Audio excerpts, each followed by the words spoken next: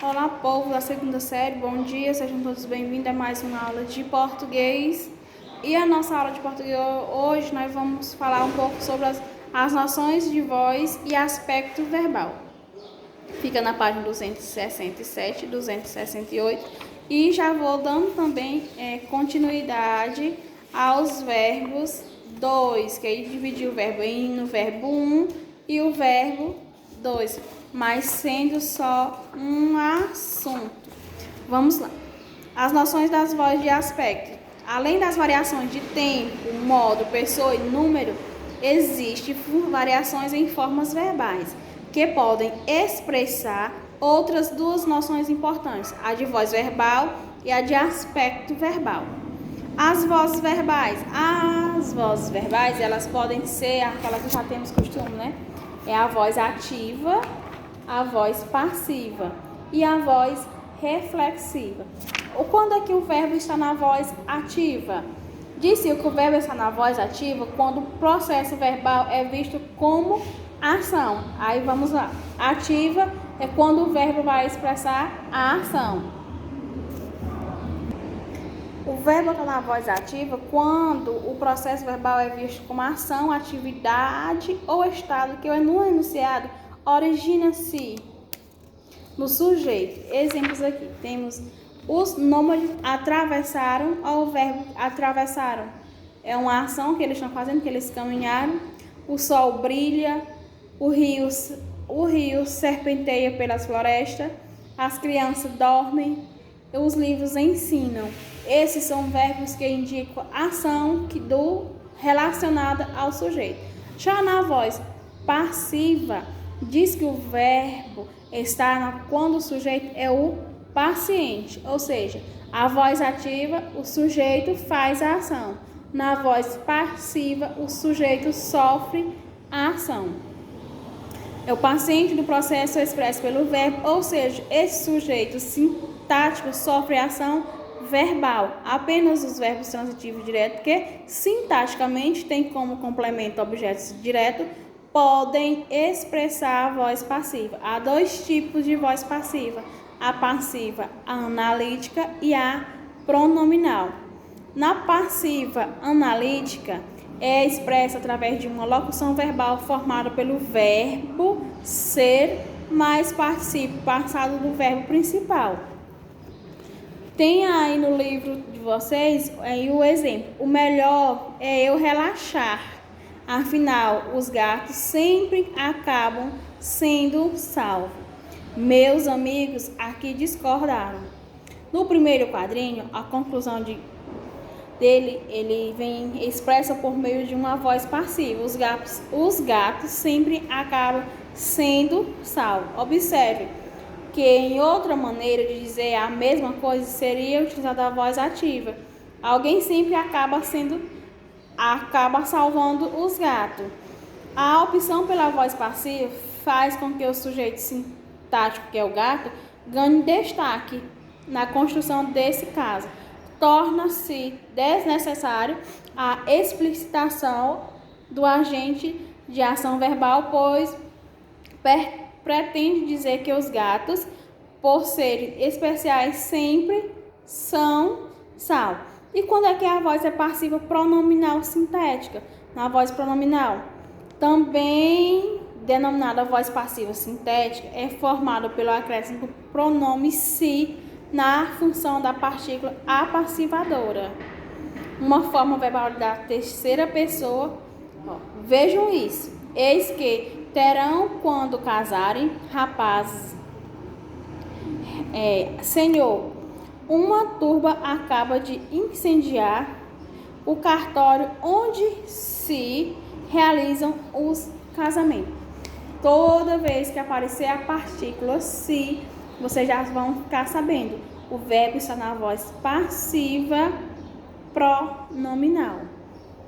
Após a ameaça feita por uma mulher pouco atraente, eis que o terão quando se casaram rapazes, um dos soldados da legião faz o uso da voz passiva pronominal para informar: Senhor, onde se realiza, ou seja, esse onde é onde se realiza, onde serão realizados Os casamentos. O humor da tirinha é criado pela sugestão de que amedrontam casamentos futuros, incendiando o cartório. Já a voz reflexiva diz que a voz reflexiva, o sujeito ao mesmo tempo agente e paciente, ele sofre e faz a ação. A ação verbal origina-se, portanto, no sujeito do verbo e sobre ele se reflete. Depois das denúncias da corrupção, o governador demitiu-se. Então, ele era o governador e ele mesmo se demitiu. Ele fez e sofreu a ação no mesmo tempo. E quando é que o verbo está no aspecto verbal? Para que se compreenda bem a maneira como são escolhidas e utilizadas as formas verbais nos enunciados da língua portuguesa, é necessário levarmos também em conta uma noção muito importante, o aspecto verbal. O aspecto verbal designa a duração de um processo ou uma maneira pela qual o falante considera o processo expresso pelo verbo, se em seu início, em seu curso, como algo que diz que produz efeito permanente. Quando é que aí ele vai vir? Aspecto durativo, aspecto incoativo e aspecto permanente. Que esse aspecto durativo não é marcado morfologicamente através de seus sufixos específicos, mas a expressão pelas quais verbais entre si. Mãe, mãe, o pai está caindo na escada. Como assim? Está caindo. Já fez uma meia hora. Na tira, o humor é criado pelo aspecto durativo, associação verbal. Como o exemplo durativo indica que a ação do verbo ocupa uma razoável extensão de tempo, porque ela foi avisar para a mãe dela que o pai dela estava caindo, mas ela caindo da onde? Ele estava caindo na escada, ele foi descer a escada rolante e ele caiu. Por que é o aspecto durativo? Porque ela veio dizer que já estava com quase uma hora que ele tinha caído.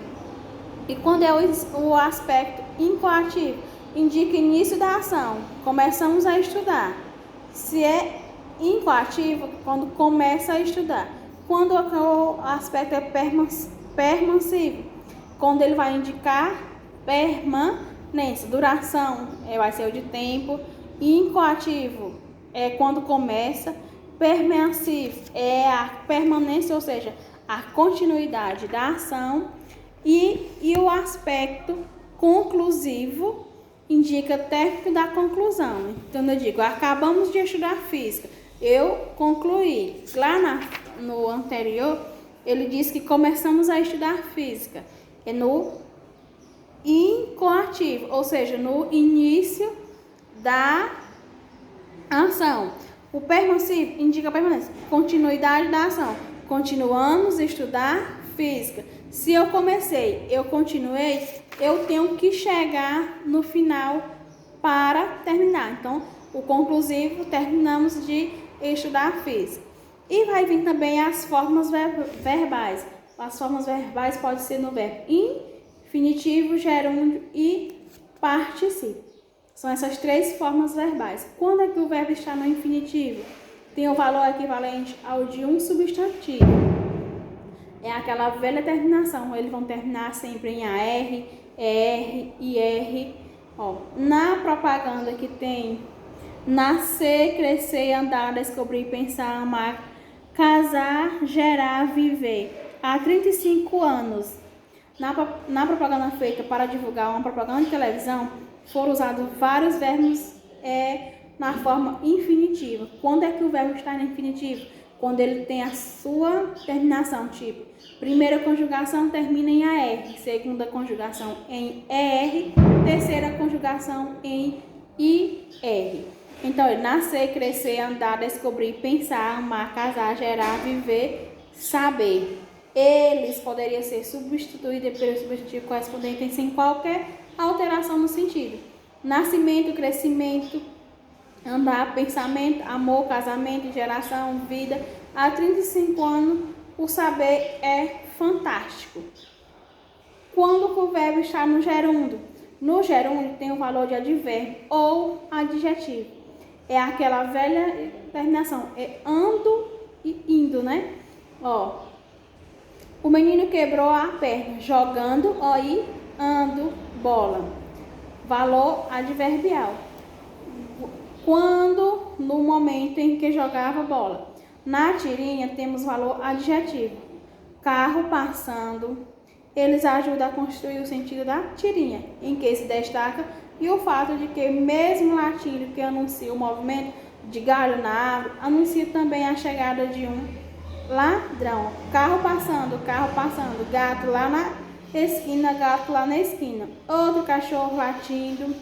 Ó, passando é gerúndio, é ando e indo. Participio. Quando é que o verbo está no participio? É quando ele tem valor equivalente ao de um adjetivo. Os trabalhos feitos a lápis não são aceitos. Qualquer livro deve ser lido criticamente. Observe como no anúncio que vai vir. Qual anúncio? Usada, rasgada, suada, amassada, ganhando ou perdendo, amada. Nesse anúncio, o gerúndio ganhando, perdendo tem um valor claramente de um advérbio. Quando se ganha, quando se perde. Normalmente os verbos são nomeados através de suas formas do infinitivo, referindo-nos assim os verbos falar, comprar, atrapalhar, deter, comer, servir, mentir e dormir. Porque o particípio é quando os verbos são terminados em ido. É gerúndio ando e indo, e o particípio é o ado e o ido, tá bom? Tenham todos um ótimo dia e até a próxima aula.